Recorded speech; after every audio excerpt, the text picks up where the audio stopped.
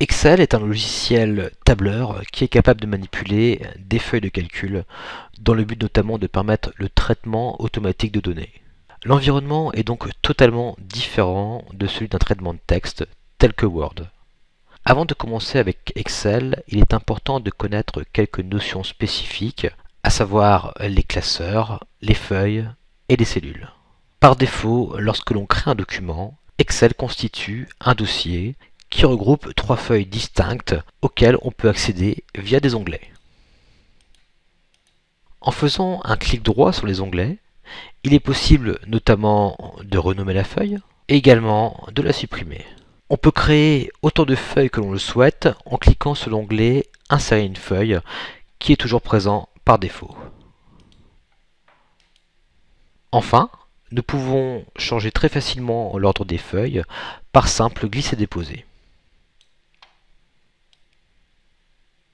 Chaque feuille se présente sous la forme d'un tableau composé de cellules référencées par des lettres pour les colonnes et par des chiffres pour les lignes.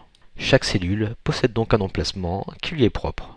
Dans le cas présent, je suis par exemple sur la cellule C3.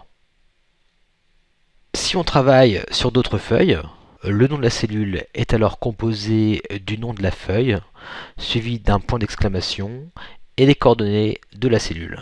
Ici en l'occurrence, je vais me positionner sur une cellule de la feuille 2. Nous constatons donc que la cellule C3 de ma feuille numéro 1 appelle entre guillemets la cellule C4 de la feuille numéro 2. Sachez qu'il est également possible de travailler sur plusieurs classeurs, ce qui complexifie encore le nommage. Une cellule peut recevoir plusieurs formats de données, du texte, des valeurs et des formules. Il est souvent nécessaire de spécifier le format souhaité via un clic droit, puis en sélectionnant la fonction ad hoc.